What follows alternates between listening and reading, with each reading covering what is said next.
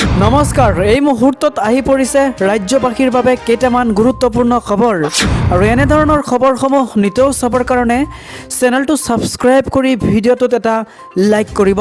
জনাইছো প্ৰথমটো গুৰুত্বপূৰ্ণ খবৰ, মেট্ৰিক পৰীক্ষাৰ্থীৰ বাবে আহিছে এটা জৰুৰী খবৰ, কিয়নো এবাৰ নতুন নিয়মেৰে অনুষ্ঠিত হ'ব মেট্ৰিক পৰীক্ষা।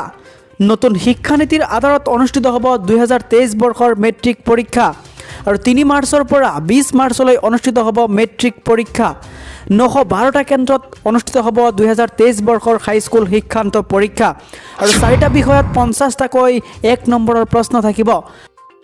আৰু আন এটা গুৰুত্বপূৰ্ণ খবৰ হৈছে নৱবৰ্ষত দেশৰ 12 কোটি কৃষকলৈ মোদী চৰকাৰৰ বিশেষ উপহাৰ। এই মুহূৰ্তত দেশৰ কোটি কোটি কৃষকৰ বাবে ডাঙৰ খবৰ লৈ আহিছোঁ, কিয়নো প্ৰধানমন্ত্ৰী নৰেন্দ্ৰ মোদীয়ে নতুন বছৰত 12 কোটি কৃষকক দিব এই উপহাৰ। প্ৰধানমন্ত্ৰী কিষাণ সন্মান নিধি আঁচনিৰ ত্ৰয়োদশ কিস্তিৰ ধন প্ৰদান কৰা হ'ব অতি শীঘ্ৰেই।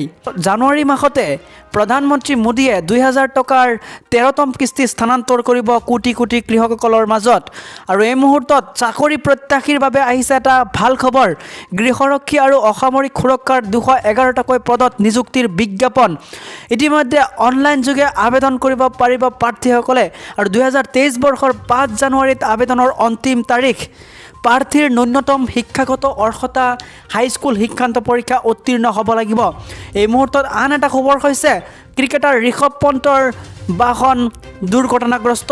দুৰ্ঘটনাত গুৰুতৰভাৱে আহত হয় ভাৰতীয় দলৰ ক্ৰিকেটাৰগৰাকী আৰু দুৰ্ঘটনাৰ পাছতে জ্বলি উঠে ঋষভ পন্থে উঠি অহা বাহনখন আৰু উন্নত চিকিৎসাৰ বাবে ঋষভ পন্থক দিল্লীলৈ প্ৰেৰণ কৰা হৈছে আৰু প্লাষ্টিক চাৰ্জাৰী কৰা হ'ব ক্ৰিকেটাৰগৰাকীৰ। লগতে আন এটা খবৰ হৈছে ফুটবলৰ ভগৱান পেলেৰ দেখাবখান। 82 বছৰ বয়সত মৃত্যু ফুটবল কিংবদন্তীগৰাকীৰ। 2021 চনৰ পৰা কৰ্কট ৰোগত আক্ৰান্ত হৈ আছিলে ফুটবলৰ এই বিশ্ববিখ্যাত তাৰকাগৰাকী আৰু আজি 82 বছৰ বয়সত শেষ নিশ্বাস ত্যাগ কৰে। আৰু আন এটা খবৰ হৈছে প্ৰধানমন্ত্ৰী নৰেন্দ্ৰ মোদীৰ মাতৃৰ শেষ নিশ্বাস ত্যাগ। প্ৰধানমন্ত্ৰী মোদীৰ মাতৃয়ে শেষ নিশ্বাস ত্যাগ কৰে। 100 বছৰ বয়সত শেষ নিশ্বাস ত্যাগ কৰে প্ৰধানমন্ত্ৰী নৰেন্দ্ৰ মোদীৰ মাতৃয়ে। আহমেদাবাদৰ এখন হস্পিটেলত শেষ নিশ্বাস ত্যাগ কৰে।